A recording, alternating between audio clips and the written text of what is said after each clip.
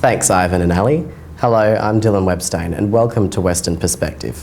Tonight, the end of Western Australia's resources boom has led to a downturn in the state's prosperity that has thrived in the last 10 years.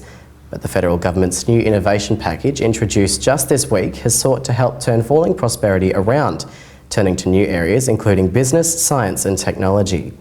Young people have been at the forefront of the transition, fearlessly developing new business ideas, research and technologies despite the risk of almost certain failure. But is having a go worth the risk for young people? We took a look at their involvement to find out what makes entrepreneurial innovation so appealing.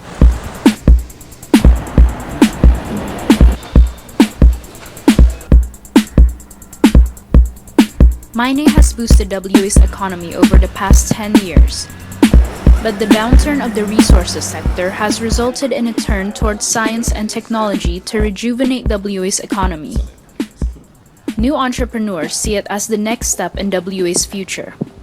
The limitations of innovation and entrepreneurship are not based on an output capacity or a finite amount of quantity that you can extract.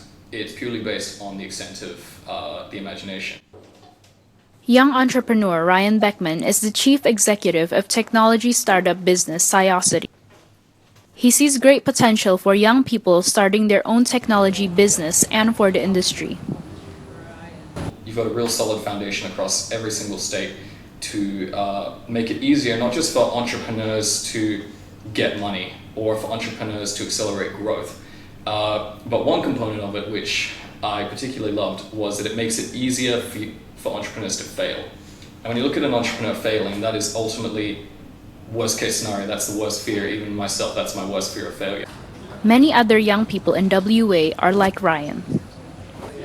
Nearly 3,000 people are now involved in WA's technology startup scene, signaling a shift from the mining boom to an idea boom following the introduction of the federal government's $1.1 billion science and innovation package.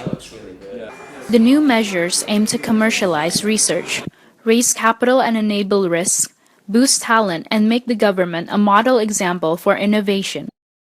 It's also set to boost WA's economy, with a report by Perth technology startup business Boundless suggesting an economic impact of $76 billion per annum by 2025. When you look at all these different components of the package, which totals up to about $1 billion, you've got a real solid foundation across every single state. Entrepreneurs and investors are set to benefit from the package, with improved opportunities for investment and support respectively.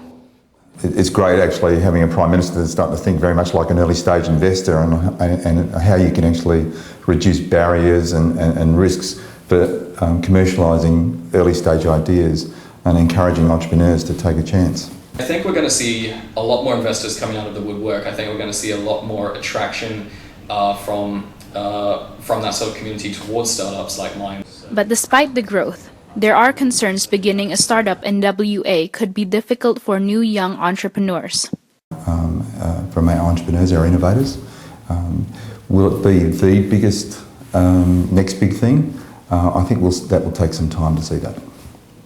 But despite the concerns over the science and technology industry and new businesses, WA Senator Chris Back says the federal government's innovation package brings great potential for WA entrepreneurs and industry. As the Prime Minister said recently, we have got to have a culture in this country where we've got to have a go.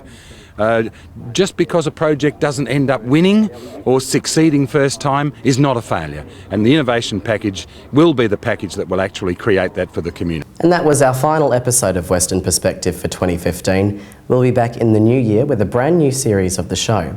Until then, Merry Christmas and good night.